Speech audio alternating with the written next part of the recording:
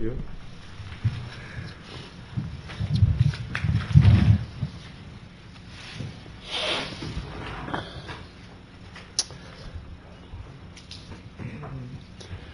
Okay, so we are finally, through all the difficulties that occurred between Matan Torah and this Pasha,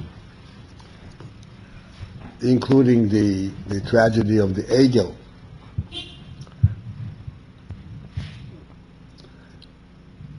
And we finally got the second Luchas. And then Moshe Rabbeinu started telling the Yidden about the Mishkan and instructing them what they should do in order to get the Mishkan built. They have to donate these various 13 different things that are necessary to build a Mishkan. And then he gave instructions and so forth. And Hashem had actually, so to speak, imbued wisdom into the various, and talent in the various people, starting with Betzalim or Leov, because we have to remember that these are people just about 6 months earlier they were slaves and knew nothing but mixing mortar. And all of a sudden now they became goldsmiths and weavers of the finest materials, and all kinds of designs and so forth. These are all miraculous developments, all reflective of the fact that Hashem took us out of Mitzrayim and He brought us to godly freedom, allowing the neshama to blossom and to show all of its glory and all of its beauty.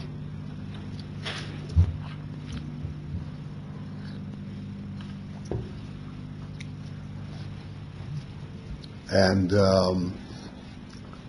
then on top of it, they had to build the Mishkan, and the Yidden realized that the Mishkan is going to be that which will atone, bring forgiveness for the grave sin that just occurred of the Egel. Because the Egel caused that the Shekhinah should be removed from the camp, from the Jewish people, and the Mishkan is going to restore the Shekhinah back.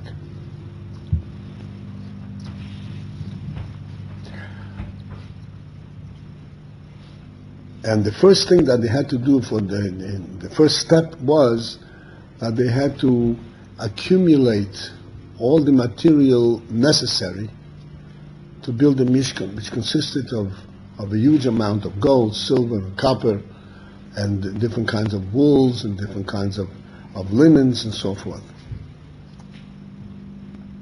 And wood, of course.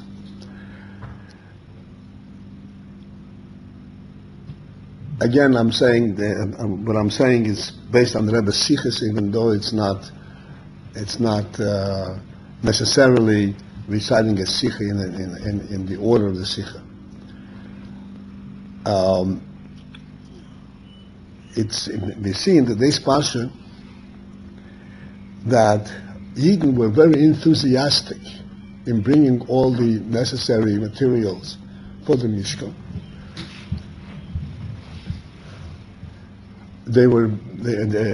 It almost appears, the way the Torah describes it, there was a pandemic. They were actually running to bring their things as fast as possible, all because they wanted to see the Mishkan erected as soon as possible.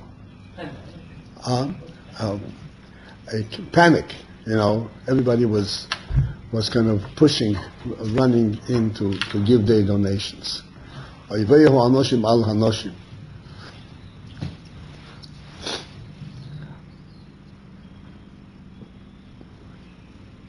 Rashi says, "Vayakhell Hanoshim al Hanoshim," which you I'm sure learned. There are many different interpretations of this.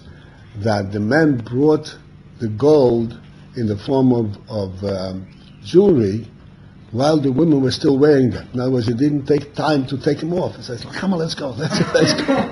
You'll take it off over there."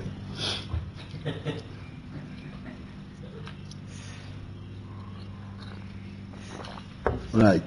No, it wasn't like that. It was all encouraging. No, God forbid.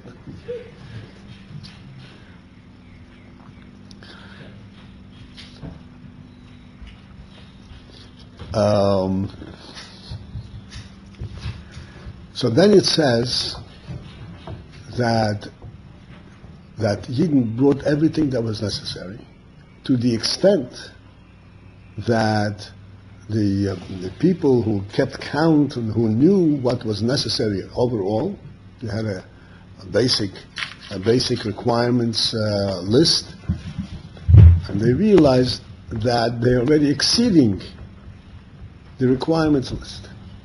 So they went to Moshe and told him that we are overstocked.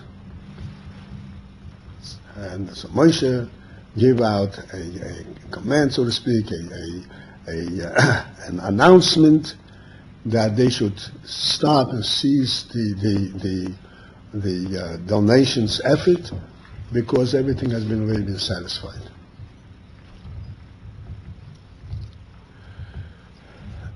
And after all that, it says that the Nesiim, which means the heads of the tribes, they brought certain specific items. Avnei Hashem, Avnei Miluim, and the Beis and Hashem, certain specific, very unique items that in fact only the Nesiim had, because they're not commonly available. And Rashi says that the Nesiim had the following, what happened over here, that the people brought everything, Nesiim brought only this, because the Nesiim actually let the people bring everything that was necessary. And they said, and their calculation was, let the people bring whatever they bring, and then whatever is missing, we'll fill in. As it turned out, nothing was missing. So they had no choice, but they were left only with those few items that the people simply didn't possess. And as a matter of fact, the Rebbe explains, even though it says in the Posuk that they satisfied all requirements, but they didn't have these stones, so how would they satisfy all these requirements? They satisfied all the requirements, and the stones that they didn't have, they brought value, money, enough to purchase these stones. So in other words, they were sufficient for everything. Even though you don't have a particular item, so you go out, you can buy it.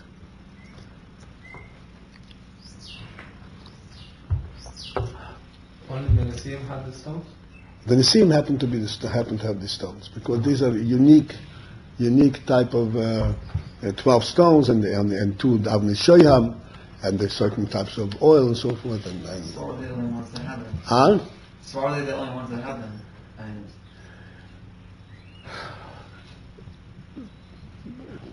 Why they were the only ones that had them, we don't know. I mean, the only answer we have for that is that perhaps because of their special status and special appreciation of things, they knew what to appreciate, what to buy, what to get.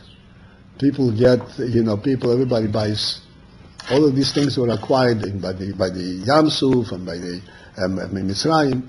People take what they appreciate.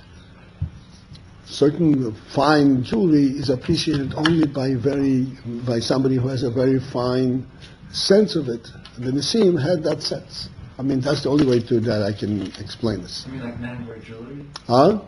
What, men would wear jewelry? No, men didn't wear jewelry, but they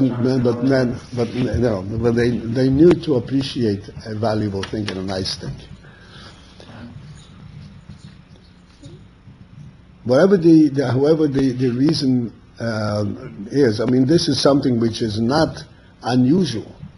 that some unique, unusual, rare entity is found by someone who is interested in rare entities.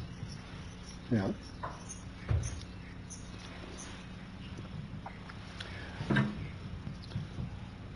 So Rashi explains, like we said in the Nisim, let the Eden fill everything, and then they came at the end, and as a matter of fact, they missed the boat because Eden filled all the necessities. On the other hand, so on the one hand, it seems that the Nisim acted appropriately. On the other hand, Rashi says at the end that the Nisim actually there was a fault involved in this. That they didn't come up and participate in the early donations, in the early activity. There's a fault in it, and that indicated in the pasuk that the word Nisim is written with a yud missing. You saw this way. Yud missing. The missing yud is to point out that they were not Nisim. There was something missing in their superior status. On this basis, the Rebbe discusses the whole concept.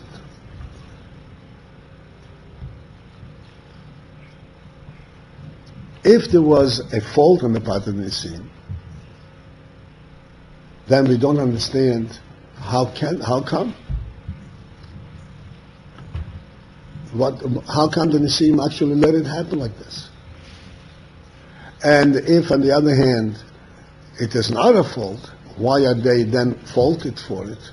And they lose a letter from indicating that there's something faulty. It seems to be both ways. It's hard to accept the thought that the Nisim were actually remiss, were not fulfilling their duties perfectly. On the other hand, the pasuk does indicate that there was something missing. So the Rebbe explains a very important principle. A Nasi is a leader in his people. He himself also has to fulfill mitzvahs, has to do his thing. But his primary duty as a leader is to make sure that his flock, the people that he is leading, do their thing. In other words, the chinuch and the encouragement and getting everybody involved, to them is more important than what they themselves are doing. And therefore, the fact that they let the people go, it wasn't that they just allowed them to go. They encouraged people to go. And their encouragement, they brought the enthusiasm into the people, and as a matter of fact, they were very successful in that. That actually they, so to speak, people, they overdid their requirement. That is to their credit, because it was the encouragement of the Nisim that brought this all about.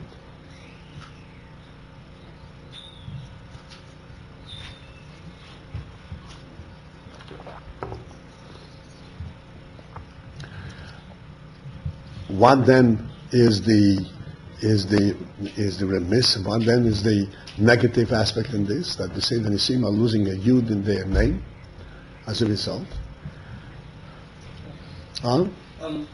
We asked two questions. Like one is how can they have done their duties faulty? Right. And the second one is what's the second one? If they were not at fault. Oh, if they're not at fault. Yeah, we assume that they were not at fault, right? Because by our assumption is, how can it be that they were faulted? If they were not at fault, why are they faulted?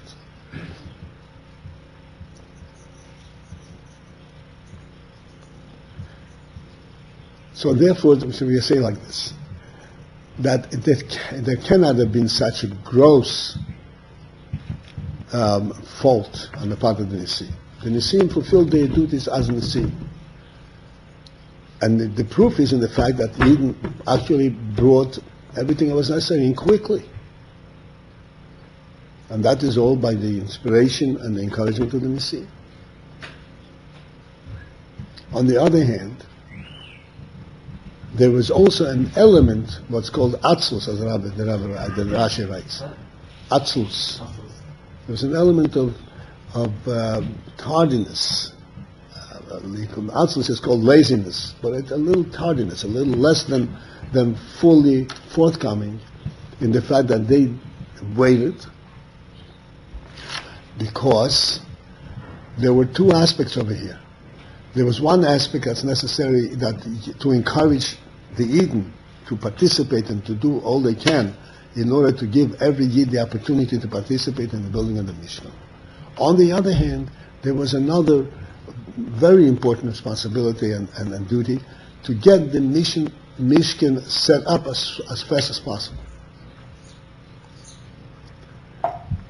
So they, in fact, attended to one of these duties by encouraging the people. But that part which they could bring, which they first found out later, that was an aspect of tardiness, of delay.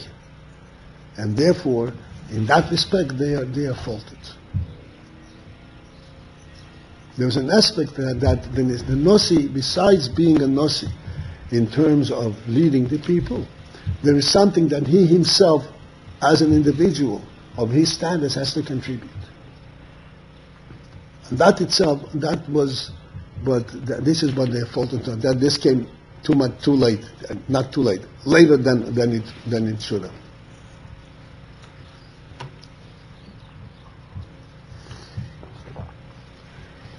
This is, in a nutshell, a very involved sikha, where the Rebbe dissects and bisects the words of Rashi and the Mishnah and the Gemara, very intricate, very wonderfully taken apart with the nuances in the words of Rashi and so forth. But basically, this is in a nutshell, this is the message.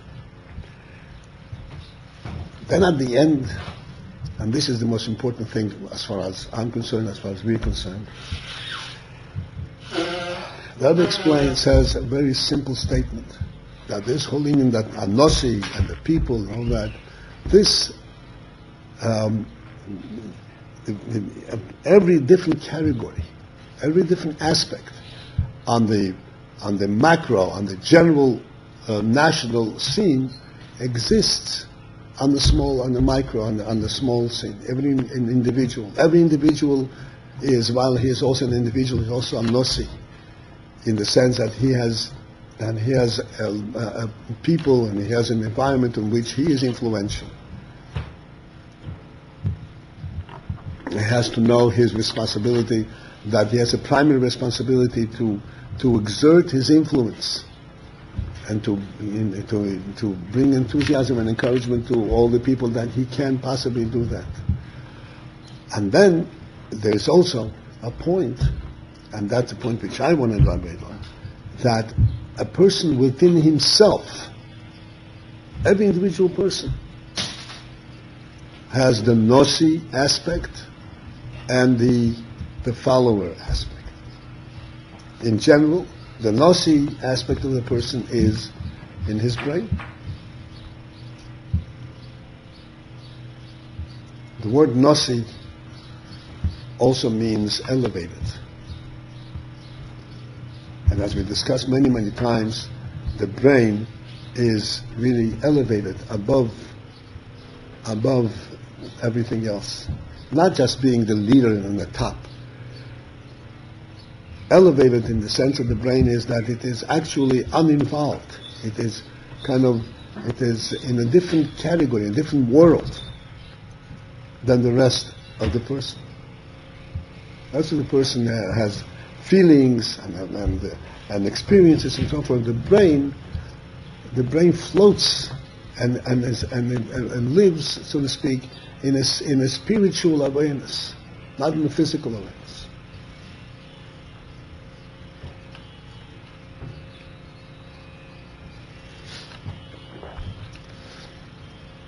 Like we illustrated this many, many times. It's important to understand. Just as the faculty of sight versus touch or any other faculty, where touch is the result, you know the object by actually being affected by it, by experiencing its presence. Physical experience of its presence, that's what touch is. And this is true regarding all faculties, even hearing and everything. Sight is in a category by itself. And sight is analogous, in other words, it's a muscle for the brain. That's like in sight. You know the object without ever coming in contact with it. No necessity to come in contact with it. Like we pointed out many times, that if you show something interesting, a picture, whatever it is, to a child, the child grabs it and wants to buy it, wants to eat it. Because the child's mind is not yet developed. It's so interesting, and how do you experience something that's interesting? By eating it, tasting it. How does an adult and so to speak, a developed person and a mature person relate to it? Doesn't really want to touch it. Just looking at it is more than enough. On the contrary, if you see an exquisite piece of art, you want to walk away as far as you can. The further away you go, the more vivid it becomes. Instead of seeing the, so to speak, the manual strokes, you see the effect of it. Anybody, I don't know if you know what I'm referring to, but that's the fact. A good piece of art, you look from far, not from close by. Oh, look at this line over here. Not interested in the paintbrush stroke. You want to see the message.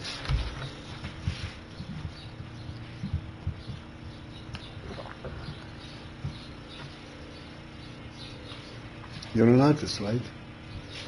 Could be. That's what I think you told me. I mean, I could become. You could become. Okay, but you have a talent. You have a faith. In any case, so the point is this: it's important for us to understand what are the faculties that the Rebbe gave us.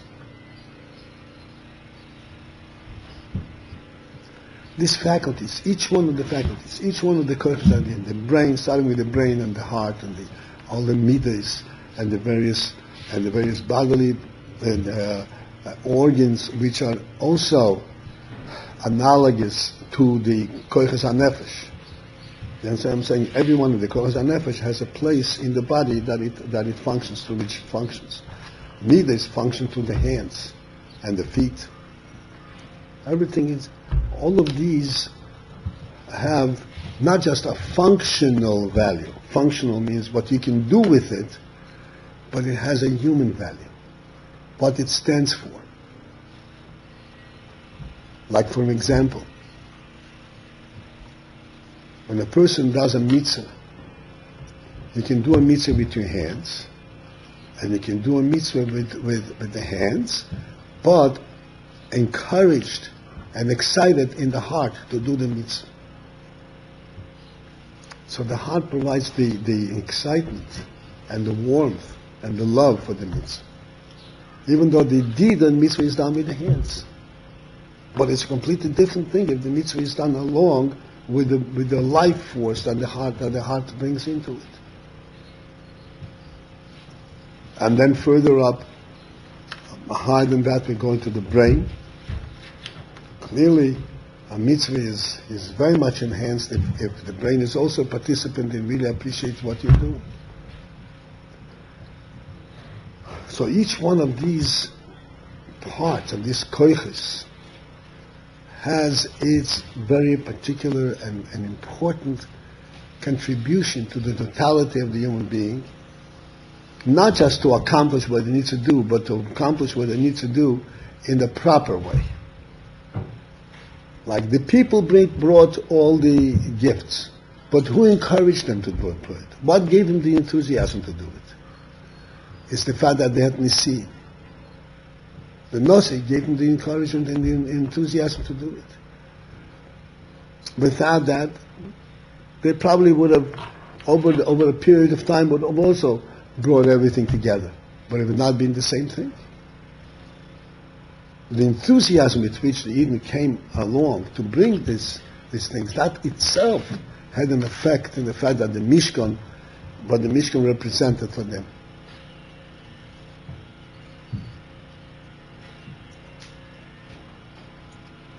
The place for the Shekhinah to come down. And that was, and he said, this is the influence of the Nisi. The same is true in every individual person. Every individual person, we said, has every denomination, every different aspect of the entire people. He has the brain, the Nasi. He has the heart, which is the warmth and the love that comes with it, and he has the hands and the feet that fulfill their duty and make it happen. In fact, and each one of these, as he said, has its particular function.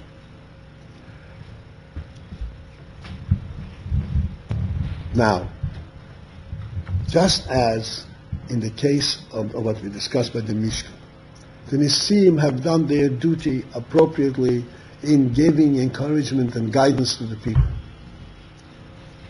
And yet, they're faulted. Why are they faulted? They're faulted not because they reneged, they were slow on encouraging the people, because they didn't contribute their own contribution and time. In other words, let's say that the brain in a person, the brain has to give guidance to him, has to arouse the heart and give and arouse the heart to do a mitzvah and give guidance how to do the mitzvah. This is all the effect of the brain on the various activities of a person. And then there is a standalone, as something which is known exclusively to the brain. Something that a person knows only in his mind, which cannot be transmitted to the hands, to the feet, to the hands, or even to the heart.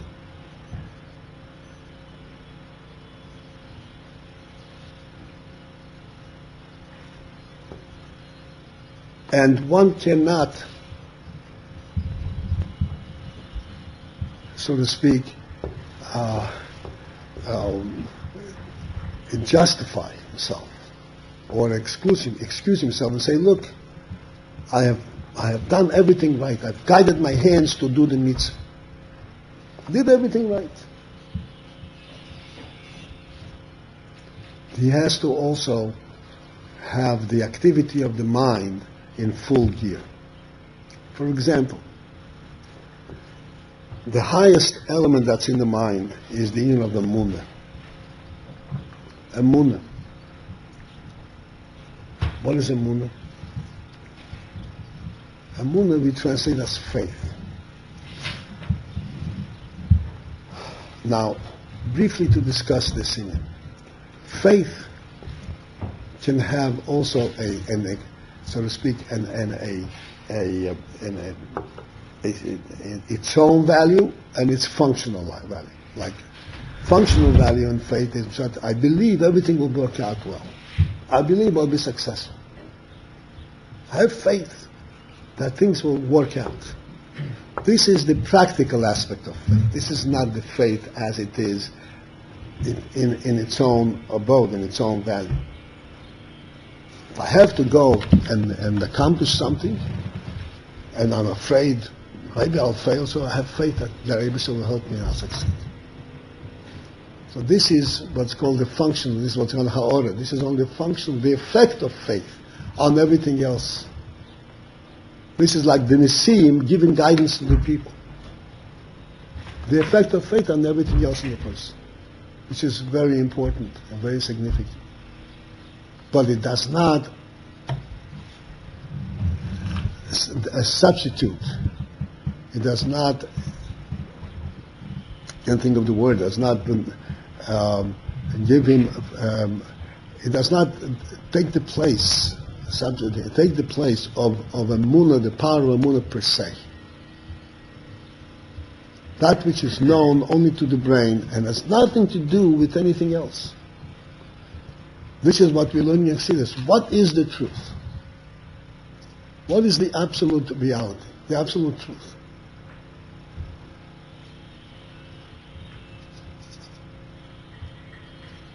And one can start learning in Chassidus and says, what's the difference there? What am I supposed to do? That's sufficient. What am I supposed to do is very important. But we also need that a complete person is doing it, and that not only a complete person is doing it, but that he's doing it with the cognizance of what the reality is, why he's doing it, what is the meaning behind this deed. Like we said, the Nosi, the Nisim, they fulfilled their duty in encouraging the people, but they themselves didn't participate. They were missing the Nosi himself, besides his effect on the people. Yeah, like when he was trying to be fair for all the other then maybe they didn't, maybe this seed will be able to bring something because they brought that thing. So that's why they have to recognize this. The fault is that they have to recognize both. how are they supposed to do that? How are they supposed to do Were it? they supposed to know that this guy, because they were thinking that everyone was going to bring the required amount, right? Therefore, they realized, they figured, so why should we bring extra? It's not needed, right? So, No, why are they waiting? They shouldn't be waiting. so they should have brought it and not let someone else bring it instead of them. So why isn't that considered like it was about out Because that's what I'm saying. That which is exclusively Nosi quality. It's mostly quality. I didn't really catch it. I'm sorry? I didn't fully understand what this mostly quality thing that you're talking about. Well, in the Nimshal, okay, this is the Moshel. In the Nimshal, Emunah is exclusively a Nosi quality. Pure Emunah. This is a knowledge of the truth, but that is not related to any practical element. Now, it's not something that says, okay, do it this way because of such and such. Let me, we discussed this many times, and I want to kind of bring it out to the clear. Again, the same quote from the Rambam, which I've mentioned many, many times. The Rambam says a very interesting thing. I'd like you to pay attention to this. And there's a very interesting nuance in this Rambam. He says that the foundation of everything and of Chochmah is to know that there's a first being. There's a first being, and from him come everything else. That's one thing. And then he says that one has to recognize this truth of the first being in such a way that should everything else cease to be, he will not cease to be. The person who understands it? Huh? Say again? The person who will not cease to be, meaning the first cause will not cease to be. Hashem. I'm saying, if everything else will cease to be, Yeah. he will not cease to be. Who is he? Hashem, Ah, the first cause. okay. Not he. Right.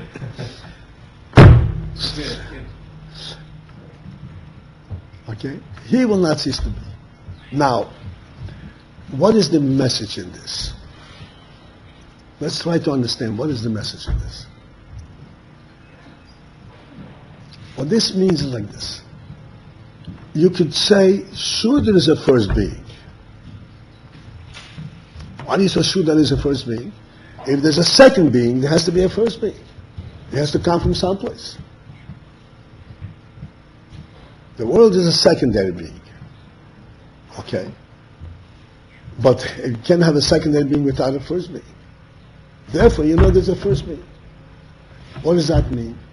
That means, if you analyze this, that means that your knowledge of the first being is not direct knowledge of the first being. Your knowledge of the first being is on the basis of the secondary being. That is the foundation, that is your proof, so to speak. That is the solidity of that knowledge. For sure you know that there is a first being because you have a second being. But what makes it so sure? Not the knowledge of the first being. It is the knowledge of the secondary being. And this is what the Rambam is explaining. That's not the pshat knowing the first being. You have to know there's a first being who is the source of everything before anything happened. To the extent that your mind is so clear that there's the first being, totally independent of everything else. In other words, your knowledge of him is direct, is absolute, not because of any extraneous, any secondary proofs, that should everything cease to exist, his being is still clear in your mind that remains there. That's there. Because his being, your knowledge of his being is not dependent on anything else. You recognize that the truth of his being is absolute truth. Absolute truth is not dependent on anything else. Nothing can affect the absolute truth. So if every secondary existence cease, the primary existence will continue to be. Now, if we would, in terms of our discussion here in this sikha, and the human being, and the brain, and the heart, and so forth, this knowledge of a first being is exclusively in the brain. There's no way that the heart can feel this. There's nothing to feel. There's nothing to experience. This is the what we call emunah, that is known only to the neshama, only in the brain. This knowledge is not a direct effect, not a creator of everything else. And you don't know it because of its effect, because of how it creates the midas in the heart, and how it activates the hands and makes me do the mitzvahs. None of that. It's just plain, true knowledge of the godly truth. Ultimately, this is the nosi in every individual person.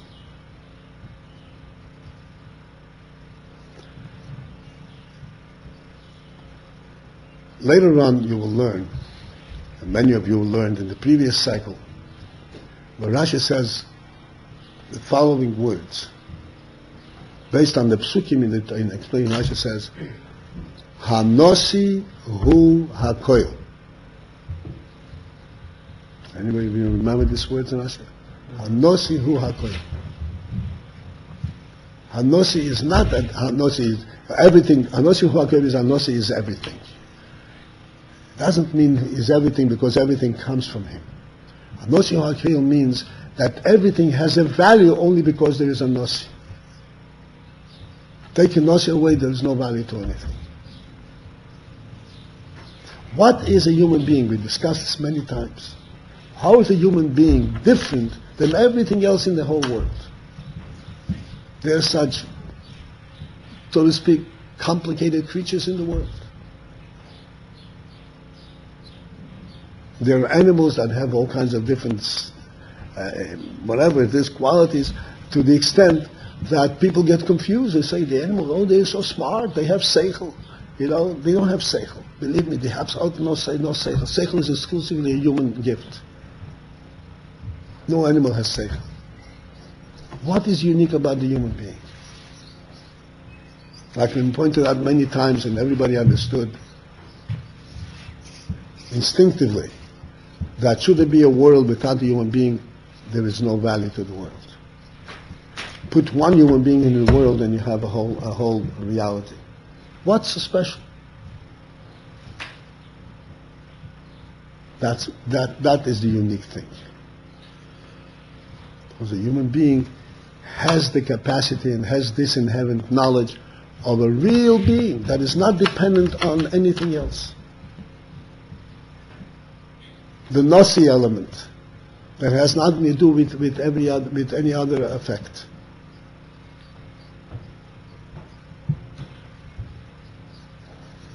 So while this is how this Indian is reflected in an individual person.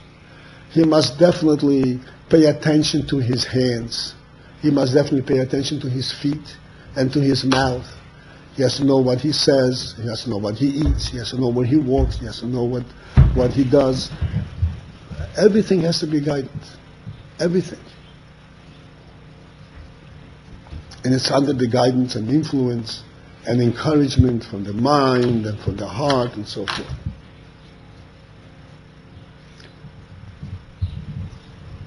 This is the influence, the general influence and the duty that a person has to make sure that he does the right things. He does mitzvahs, and he learns about the mitzvahs. He does it correctly.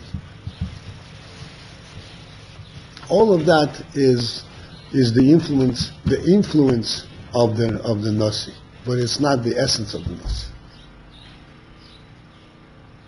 The essence of the Nasi is that one has to have a pure knowledge in the mind that there is an absolute reality, an absolute truth.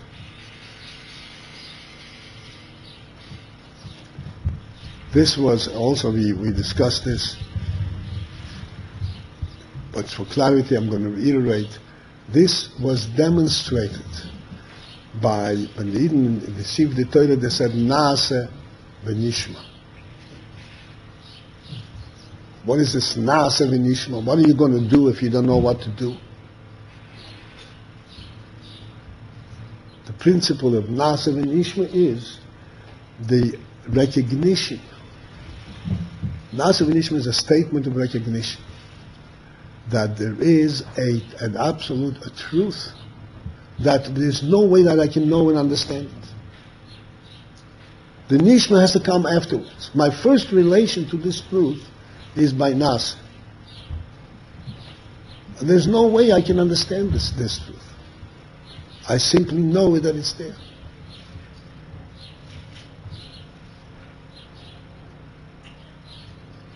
Once I know that it's there, then I can begin to understand everything else on that basis, on the basis of that knowledge.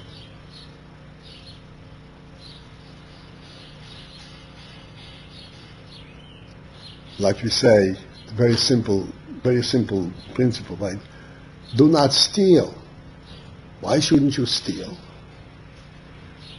It's not just because you're offending the other person. You should not steal. This has to do with with the truth of the world. You should not steal. Why? Because every person has his place in the Eibusher's world. There's a truth to it, because the Eibusher is everywhere. Therefore, you must not offend that principle that the Eibusher is everywhere. So that has the influence. That's how you come to Nishma, to learn and to know how this truth reflects itself in the rest of the world. But first, we have to have the pure knowledge of this truth. This is the Naaseh Kodem Nishma. I'm sure you remember we discussed this, that the Naaseh is not just subservience. It's a real, profound recognition. It's not just abandoning, beating. It's a very deep recognition that there is a truth that I cannot understand.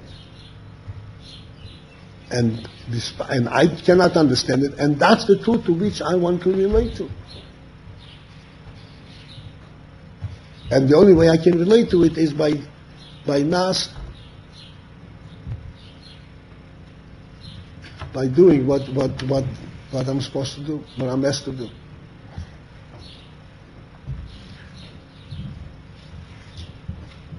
And this is coming back to our Sikha, and you correlate to what happened over there with the Nisim. The Nisim did the wonderful things. They did their duty to the people and so forth, but they were at fault in terms of presenting themselves, and as a result of that, they were missing a yud in their name. What is the Yud, the Rebbe says? A Yud represents a beetle.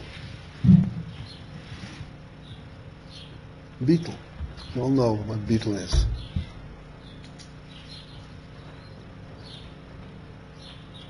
They did their duty, but beetle means to hit on the truth itself. That's where they were remiss.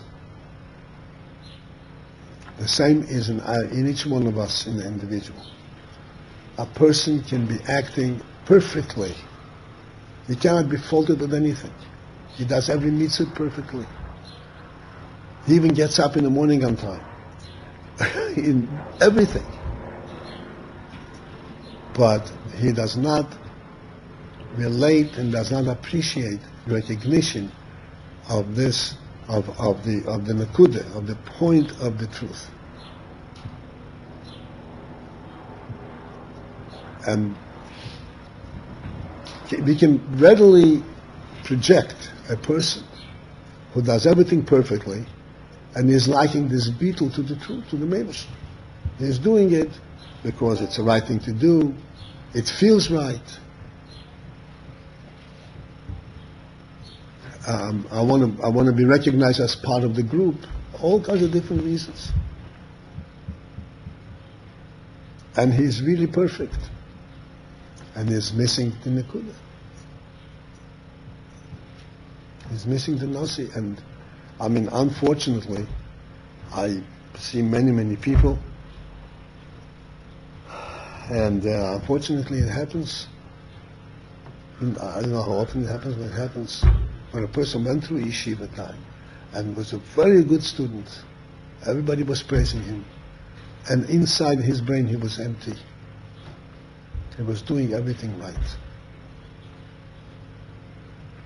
He was doing everything right. If you ask his Rosh Yeshiva, says, he, a perfect Chassidus Shabbat. And he comes back and he's crying. He says, he was never there.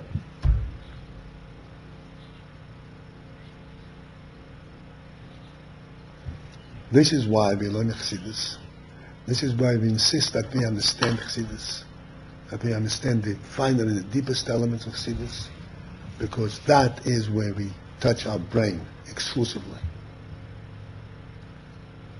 Nothing to do with our hands, our feet. It has to do in the long run, in giving them, illumination and so forth, but not direct. Direct, it has to be a direct knowledge of the truth.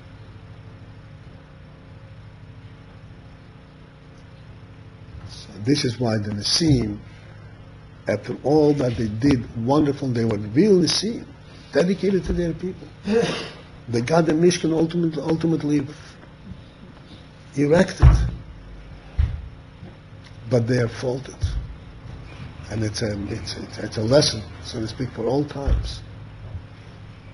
For every individual person. It's important to know what to do and how to do it. It's important to feel, it's important to be kind, and all good human qualities. But above all, there has to be a real person. And the real person is that which is exclusively the human being, the brain. He has a pure emunah, he knows the godly truth.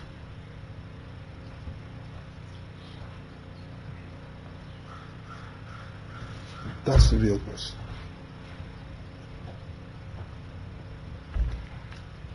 And in conclusion, as we always do, we pray and we wish that with Hashem's help we should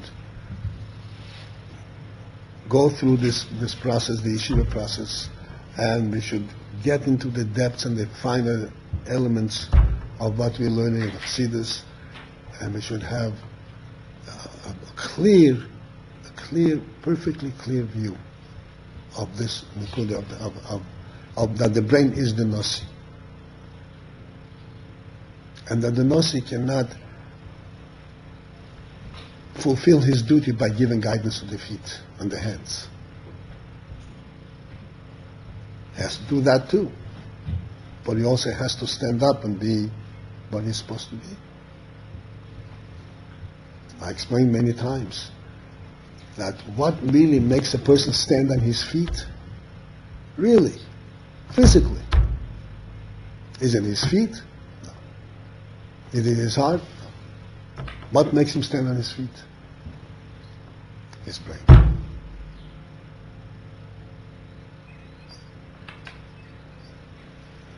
I'm sure help him that each one of us and all leaders should stand steadfast on their feet, not waver,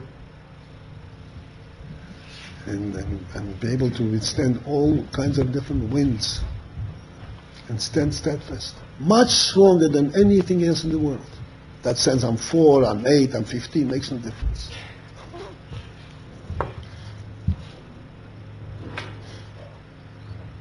That's what.